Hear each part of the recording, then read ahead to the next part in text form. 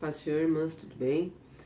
Como as irmãs sabem, em virtude do coronavírus, não está sendo aconselhado que a gente se reúna nas igrejas.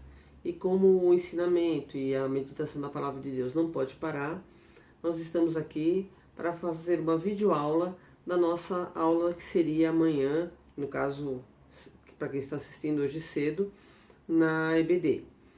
Então, irmãs, a Jane disponibilizou o grupo do WhatsApp do Desperta Débora para que a gente não crie mais um grupo para estar divulgando essas aulas, tá? Então eu agradeço a Jane por isso e é bom porque aquelas irmãs que não costumam vir na EBD podem estar participando também, assistindo às aulas. Como as irmãs sabem, eu não sou muito de aparecer em foto, filmagem, é a minha primeira vez que faço essa videoaula e espero tá podendo atender e na medida do possível eu vou melhorar porque eu não tenho muita habilidade com essas tecnologias. Então, dando seguimento aqui, nós estamos estudando na EBD o livro de João, através dessa revista aqui da editora Cristã Evangélica, tá? E estamos no capítulo 8.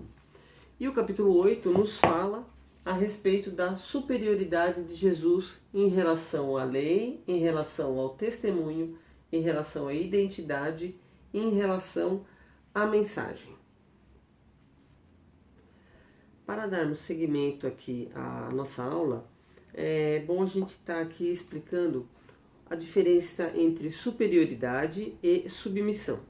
Superioridade é a condição de mando, é a autoridade, e é uma posição onde a condição de ser superior, ou seja, ele está mais adiantado, ele tem autoridade sobre alguma coisa ou sobre alguém.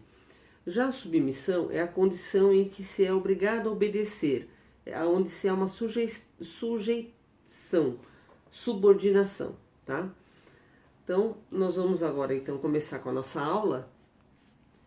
E nas lições anteriores a gente já pôde aprender sobre a divindade de Jesus e sobre Jesus cumprir a lei, tá? E agora então nós vamos falar um pouco sobre a superioridade de Jesus em relação à lei, que está em João 8, de 1 a 11. Nesse versículo, nesse capítulo aí, nesses versículos de 1 a 11, ele fala justamente sobre a mulher adúltera. Nós não vamos ler os versículos, tá? As irmãs conhecem bem, mas para não tomar muito tempo no vídeo. Mas o que acontecia então, para a gente entender melhor? No capítulo anterior, Jesus estava falando com algumas pessoas, com os ouvintes, eles foram embora, Jesus vai para o Monte das Oliveiras e depois ele vai para o templo e ali ele se reúne com outras pessoas e começa então a ensinar a palavra de Deus, tá? E de repente chegam ali os fariseus e os saduceus e mais algumas pessoas lá e levam e apresentam para Jesus uma mulher que, segundo eles, foi encontrada no ato de adultério. Aí o que acontece? Eles apresentam a mulher e falam para Jesus: Jesus, essa mulher foi pega em adultério. Segundo a lei de Moisés, ela deve ser apedrejada. E você, o que você diz? Então, eles questionam a Jesus sobre qual seria a decisão dele a respeito disso. Mas por que eles fazem isso? Vamos lá. Para vocês entenderem melhor, o que era o crime de adultério naquela época? Eu vou passar aqui para vocês.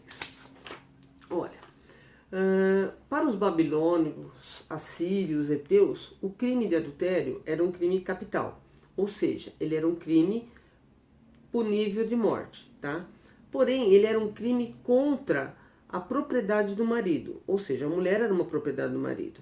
Então, o marido, ele poderia condenar a mulher à morte, como ele poderia arrumar uma sentença mais leve ou até perdoá-la, certo? Já na lei bíblica, na lei de Moisés, o adultério ele é encarado como uma afronta moral.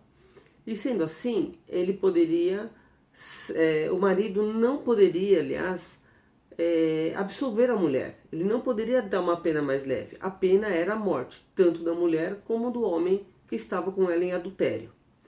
Já a lei rabínica, isso que é dos rabis ali,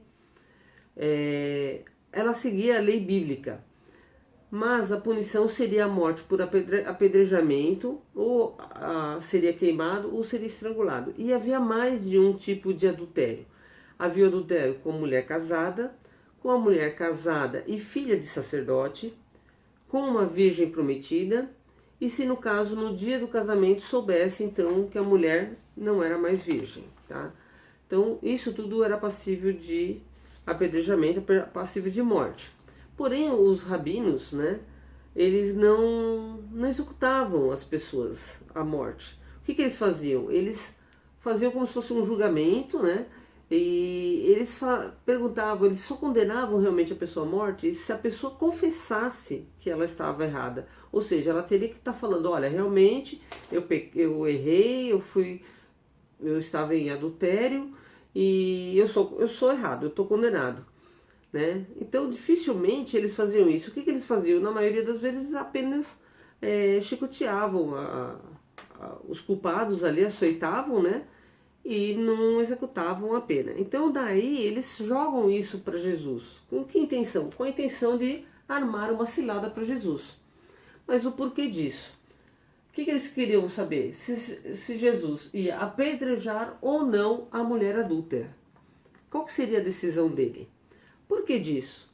Se Jesus condenasse a mulher adúltera ao apedrejamento, ele seria contra o que ele vinha ensinando sobre o arrependimento, né? Sobre o amor. E em capítulos anteriores, ele falava que os mestres, né, os fariseus, eles não tinham amor entre as pessoas, eles não perdoavam as pessoas, né? E se Jesus mandasse apedrejar a mulher pela culpa que ela tinha, eles poderiam falar, mas você não falou que tinha que perdoar? Você não perdoou no sábado? Você não perdoou pecados no sábado? Então ele ia se contradizer. Por outro lado, se ele não condena a mulher adúltera, ele estava então infringindo a lei de Moisés. A situação estava difícil. Jesus, porém, com toda a sabedoria e com toda a tranquilidade, estava escrevendo na areia. E o que ele fala então? Ele joga para eles a pergunta, como está lá no versículo 7. Como insistiam na pergunta, ele se endireitou e disse: aquele dentre vós que está em pecado, seja o primeiro a lhe atirar a pedra. Vejam bem, essa resposta de Jesus fez o quê? Fez com que Jesus trouxesse para si o direito de julgar. E por que disso? Porque só ele não tinha pecado. Ou seja, a superioridade de Jesus em relação à lei. Somente Jesus tem o direito de julgar. E ele fez isso, as pessoas foram embora porque ninguém tinha ali isenção de pecado, né? Ninguém estava livre do pecado para poder julgar aquela mulher. Mas Jesus também não ignorou o pecado dela. Jesus é justo. E o que ele disse para a mulher? Mulher, onde estão eles? Ninguém te condenou? E ele responde: nem eu te condeno, vai e não peques mais. Amém, irmãos? Esse é o nosso primeiro tópico.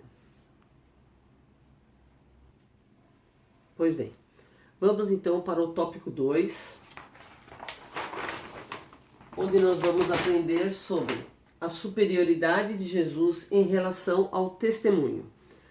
Antes disso, nós vamos ver aqui alguns versículos. Ao longo do seu ministério, Jesus já se apresentou como a água da vida e o pão da vida. Então, para explicar a salvação por meio dele. Agora ele se apresenta como a luz do mundo. Nós vamos ver nesse trecho aqui do texto, que vai do Evangelho de João, capítulo 8, de 12 a 20, ele vai falar aqui então que ele fala que ele é a luz do mundo. Então, para a gente entender um pouquinho mais sobre isso, vamos relembrar alguns versículos. Aqui no item 1, Deus é chamado de luz, ou seja, lá no Salmo 27:1, que diz o seguinte, eu vou ler a parte A. O Senhor é a minha luz e a minha salvação, a quem temerei? O Senhor é a força da minha vida, de quem me recearei? Ou seja, Deus é chamado de luz. Já no item 2, quem anda na luz é capaz de enxergar a luz. Salmo 36:9. O que diz o Salmo? Pois em ti está o manancial da vida, na tua luz veremos a luz. Vamos lá, no 3. Quem anda na luz também é luz. O que diz Mateus 5,14? Vós sois a luz do mundo. No 4, a palavra de Deus é a luz. Salmo 119, 5. Lâmpada para os meus pés é a tua palavra, e luz para os meus caminhos. No 5, Jesus, a luz dos homens. João 1, 4 e 5. Nele estava a vida, e a vida era a luz dos homens. A luz resplandece nas trevas, e as trevas não prevalecem sobre ela. E no 6, filhos das trevas versus filhos da luz. João 3, 19 e 21. Os irmãos quiserem estar lendo, eu sei que está um pouco corrido, mas os irmãos podem depois voltar e estar lendo os versículos aí. Então, 3, do 19 ao 21, diz o seguinte: a condenação é esta: a luz veio ao mundo e os homens amaram mais as trevas do que a luz, porque as obras dele eram más. Todo aquele que pratica o mal aborrece a luz, e não vem para a luz para que as suas obras não sejam reprovadas. Mas quem vive de acordo com a verdade vem para a luz, a fim de que veja claramente que as suas obras são feitas em Deus. Amém? Um minutinho. Vamos lá. Como a gente viu aqui, a luz ela é uma associação direta a Deus, né? Ela implica na pureza, então quem está na luz não está nas trevas, ou seja, quem está na luz tem uma vida pura, e quem está nas trevas está em pecado.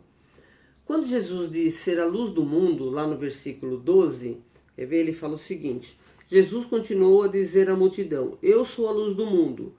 Quem me segue não andarás em trevas, mas terás a luz da vida. Então, quando Jesus fala isso, ele declara a sua autoridade para salvar o homem do pecado, né? Então, nesse momento que ele dá esse testemunho, Jesus é questionado pelos religiosos. E fala assim: como que você dá testemunho de você mesmo? Como assim? Por quê? Vamos ler lá em Deuteronômios 19, 15. Fala o seguinte lá. Fala sobre o testemunho. Deuteronômios 19, 15. Uma só testemunha não será suficiente contra uma pessoa, seja qual for o seu delito ou o seu pecado. Só pelo depoimento de 2 ou 3 pessoas que testemunhe, né, se estabelecerá o fato. Então, ou seja, eles estavam dizendo ali que Jesus sozinho não poderia dar esse testemunho válido dele mesmo, né? Mas havia uma coisa: Jesus, ele não dava tanto testemunho sozinho. Vamos ler no versículo 16 até o 18. Diz o seguinte, João, capítulo 8, o 16 ao 18. Mas se na verdade julgo, as minhas decisões são certas, porque não estou sozinho, estou com o Pai que me enviou. Na vossa lei está escrito que o testemunho de 2 homens é válido. Eu sou um que testifica de mim mesmo. A minha outra testemunha é o Pai que me enviou. Ou seja, Jesus tinha autoridade sobre o testemunho que ele dava de si mesmo. Por quê? Porque outra testemunha era o Pai que o enviou. Amém? Então nós vamos para o próximo tópico.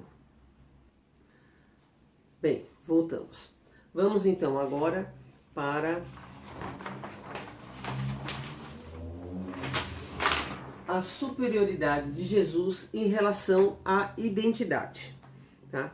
Jesus nesse versículo, nesses versículos aqui que fala da identidade dele, ele fala, vamos lá, deixa eu só falar os versículos para as irmãs, para a gente não se perder. É do 21 ao 30, tá? Então Jesus nesse versículo ele vai falar sobre a salvação através da sua morte. E se apresenta como o eu sou, como o próprio Deus. Então vamos ver aqui essa relação. Ele se apresenta como o eu sou, que está escrito lá em João 8, 28. Quer ver? Vamos dar uma lida. 8, 28. Por isso Jesus disse: quando levantardes o Filho do Homem, então sabereis que eu sou quem digo ser, e que nada faço de mim mesmo, mas falo como o Pai me ensinou. Se a gente relacionar aqui com Êxodo 3,14 e Isaías 43,13, nós vamos ver o seguinte. Êxodo 3,14. Disse Deus a Moisés: Eu sou o que sou. Disse mais: Assim dirás aos filhos de Israel: Eu sou, me enviou a vós. Em Isaías 43,13, fala o seguinte: Ainda antes que houvesse dia, eu sou. Ninguém há que possa fazer escapar das minhas mãos. Operando eu, quem impedirá? Jesus aqui, então, ele se revela como o próprio Deus. Como Deus lá no tempo de Moisés, ele se dizia eu sou. Jesus aqui em João 8,28 fala que ele é o eu sou. Ou seja, ele é o verdadeiro Deus. E ele cita também nas declarações dele, eu sou lá de cima. O que ele quer dizer com isso? Aqui ele mostra uma separação que há entre o mundo puro, ou seja, o mundo de Deus, e o mundo das trevas, que é o mundo do pecado. E isso aqui fica melhor explicado por Paulo em Colossenses 3, de 1 a 5. Colossenses 3, de 1 a 5. Vamos dar uma olhada aqui. Colossenses 3, de 1 a 5. Portanto, se fostes ressuscitados com Cristo, buscai as coisas que são de cima, onde Cristo está sentado à destra de Deus. Pensai nas coisas que são de cima, e não nas que são da terra. Pois morrestes e a vossa vida está oculta em Cristo, com Cristo em Deus. Quando Cristo, que é a nossa vida, se manifestar, então também vós vos manifestareis com Ele em glória. Ou seja, irmãos, irmãs, aquele que aceita Jesus, aquele que tem uma nova vida, que morreu para a vida deste mundo, ele está lá em cima com Cristo, ele está num mundo puro com Cristo. E ele também cita, eu sou o que fala e faz a vontade do Pai. Está lá em João 25 até o 28.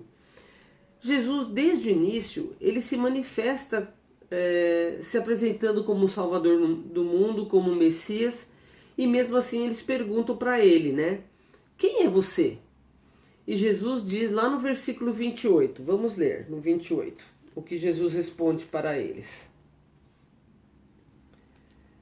Quando levantardes o Filho do Homem, então sabereis que eu sou quem digo ser, e que nada faço de mim mesmo, mas faço como o Pai que me ensinou. Ou seja, muitos verão, ele fala ali que quando ele for crucificado, muitos verão que ele é o eu sou. Naquele momento, muitos vão perceber quem Jesus é. E quem ouviu essas palavras aqui, naquele momento, se converteu. Porém, muitas pessoas que viram a morte de Jesus, muitos não aceitaram. Infelizmente, ainda hoje, há muitos que conhecem a Jesus, viram, acreditam em tudo que foi feito, porém não aceitam a Jesus. E sendo assim, eles não conseguem estar libertos do pecado. Amém? Vamos então para o próximo tópico. Bom, continuando aqui, então nós vamos para a superioridade de Jesus em relação à mensagem. A palavra de Deus fala aqui no versículo 21, em verdade vos digo, que se alguém guardar a minha palavra, nunca verá a morte. Então, irmãos, através da palavra de Deus é que fazemos a sua vontade. E conseguimos seguir rumo à liberdade, que é o que diz do 31, 32. E conhecereis a verdade, e a verdade vos libertará. Muitos ali se diziam filhos de Abraão, e com isso eles eram filhos de Deus. E isso não é verdade. Porque a descendência carnal não dá direito a ser filho de Deus, e sim aquele que aceita Jesus. Então, a obediência à palavra é o caminho do salvo. Você tem se submetido às palavras de Cristo? Tem cuidado para obedecer os seus ensinamentos, sendo cristão autêntico e fiel? Essas perguntas eu deixo para os irmãos, para as irmãs, tá? E o tempo está curto, deve estar quase estourando meu tempo aqui no vídeo. Eu pretendo passar isso para vocês e na próxima eu pretendo melhorar. Deus abençoe as irmãs. Voltem os vídeos para ler novamente os versículos e ao capítulo 8 E, se possível, tiverem qualquer dúvida, podem estar me procurando no WhatsApp mesmo, e a gente está aí para atender as irmãs. Deus abençoe a todas, e que Deus abençoe a todos nós, e estenda sua mão sobre a sua igreja e sobre os seus. Amém.